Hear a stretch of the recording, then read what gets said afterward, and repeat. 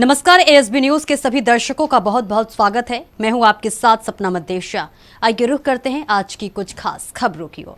भाजपा पर बरसी डिंपल यादव, बोली उनकी कथनी और करनी में अंतर, महंगाई बेरोजगारी पर दिखाया आईना। उत्तर प्रदेश की मैनपुरी लोकसभा सीट से प्रत्याशी को लेकर भाजपा में मंथन तेज हो गया है। पर्यटन मंत्री जयवीर सिंह का नाम तेजी से चर्चाओं में है। इस बीच मंगलवार को बेवर पहुंची डिंपल यादव ने कहा कि जयवीर सिंह अगर मैनपुरी से प्रत्याशी होते हैं तो इससे अच्छी बात नहीं हो सकती। उन्होंने कहा कि सपा के लिए वह कोई चुनौती नहीं है।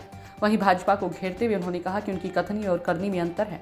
लोगों से खातों में लाखों रुपए की धनराशि भेजना, रोजगार देने, महंगाई घटाने जैसे वादे किए गए थे, लेकिन सभी वादे फेल गए। उन्होंने कहा कि हिंदू धर्म में कहावत है कि प्राण जाए पर वचन न जाए, लेकिन भाजपा ने अपने किसी वचन को नहीं निभाया। सांसद ने कहा कि इंडिया गठबंधन जब से बना है तब से सबसे ज्यादा भाजपा ही परेशान है। गठबंधन मजबूती के साथ चुनाव लड़ रहा है और लोगों का समर्थन भी भरपूर मिल रहा है। उन्होंने कन्नौज और मैनपुरी में पूर्व में हुए चुनाव में प्रशासन का दुरुपयोग करने के भी आरोप लगाए। उन्होंने कहा कि इस बार भी परिणाम सपा के पक्ष में आएंगे।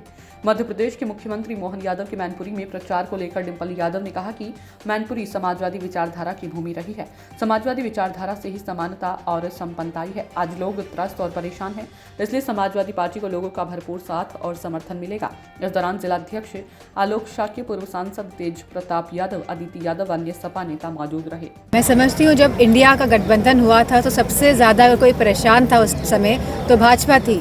और जहाँ पे हर जगह गवर्नमेंट ऑफ इंडिया लिखा जाता था तो गवर्नमेंट ऑफ इंडिया बोलने में भी हिचकिचा रही थी। तो मैं समझती हूँ इंडिया गठबंधन जो है बहुत ही मजबूती के साथ पूरे देश में चुनाव लड़ रहे हैं और कट्टरता से लड़ रहे हैं। और मुझे खुशी इस बात की है कि लोगों का समर्थन लगातार इंडिया गठबंधन को मिल रहा है। और जिन प्रदेशों में रीजनल पार्टीज़ हैं, क्षेत्रीय दल हैं, उन प्रदेशों में लोगों का समर्थन उन क्षेत्रीय पार्टियों को भी मिल रहा है लगातार। मोदी जी लगातार यूपी में रैलियां कर रहे हैं। अभी इंडिया गठबंधन ने अपनी यूपी के फर्स्ट फेज, सेकंड फेज के लिए भी कोई पहले एक भी रैली नहीं हुई, क्या कहेंगे? हिंदुज़्म में बहुत बड़ी कहावत है कि प्राण जाए मगर वचन ना जाए। और जहाँ भाजपा की सरकार आई थी और उन्होंने कहा था कि सबसे पहले 14 लाख रुपए लोगों के अकाउंट में पहुंचेंगे, बात यहाँ से शुरू करते हैं। उसके बाद कहा था कि 2 करोड़ लोगों की नौकरियाँ लगेंगी युवाओं की हर प्रति वर्ष। उसके बाद कहा था कि गैस सिलेंडर जो हैं बहुत सस्ते और मुफ्त मिलेंगे। उसके बाद कहा था कि पेट्रोल डीजल के दाम कम कर दिए जाएंगे। तो इस तरह की बहुत सारी बातें कही गई, जहाँ कहा गया था कि जो बिजली की व्यवस्था में सुधार लाया जाएगा, जहाँ कहा गया था कि आवारा पशुओं की जो परेशानियां हैं जिससे हमारा किसान त्रस्त है आज, उसमें भी सुधार किया जाएगा, उन परेशानियों को हटाया जाएगा। कहीं ना कहीं यह सरकार जो जो बातें कहती आई है उन सभी में विफल रही है। और मुझे पूरा भरोसा है कि लोगों का साथ, समर्थन और प्यार समाजवादी पार्टी के साथ है। मोदी जी फॉरेन कंट्री से कई वॉलंटियर बुला रहे हैं इलेक्शन में, लोकसभा चुनाव वोटिंग के लिए। ये उनका वॉलंटियर फॉर विदेश से वॉलंटियर बुला रहे हैं, इंडियन वॉलंटियर भारतीयों को बुलाया जा रहा है इंडिया में, ताकि बीजेपी का प्रचार हो सके। ये नहीं तो अच्छी बात है कि वो बुला रहे हैं, आना भी चाहिए। तो मैं, क्योंकि आपने बात उठाई है, तो मैं मैनपुरी क्षेत्र के सभी लोगों को कहूँगी जो भी बाहर है वो वापस आए और बढ़ चढ़ के इस चुनाव में हिस्सा ले और वोट करें। मैडम, पहली बार थोड़ी हो रहा है कि वॉलंटियर इस बार बुलाए, उससे पहले बुलाया सकते हैं, इस बार ही क्यों बुलाया जा रहा है? खलबली मची हुई है शासन को कि कहीं ना कहीं लोगों के जनाधार में उनको घटता हुआ दिखाई दे रहा है, क्योंकि लोग खुश नहीं हैं, क्योंकि लोग समझ रहे हैं कि इनकी करनी और कथनी में बहुत फ़र्क है और इनकी जो नीतियां हैं वो लोगों को कहीं ना कहीं पिछाड़ रही हैं। मैडम, मैनपुरी में विरासत के तौर पे लोकसभा सीट जो है वो आपकी जिम्मेदारी है और आप यहाँ पे प्रत्याशी भी समाजवादी पार्टी की साइड से।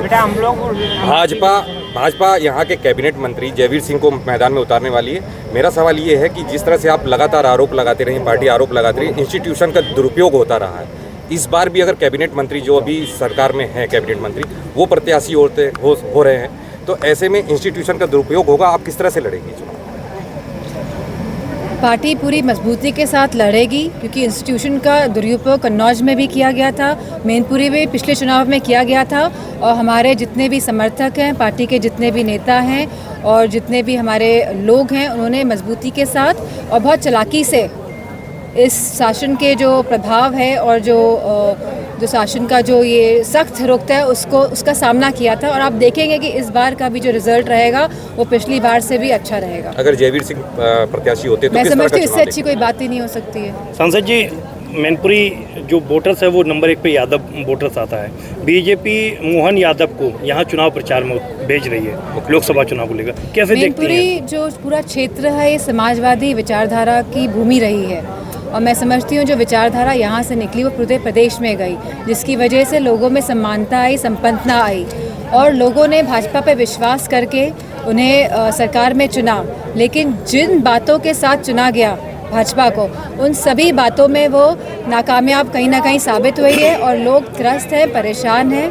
और मैं समझती हूँ कि पूरा साथ समर्थन समाजवादियों को यहाँ की जनता का मिलेगा। तो फिलहाल की खबरों में इतना ही। बने रहें ASB न्यूज़ के साथ। नमस्कार।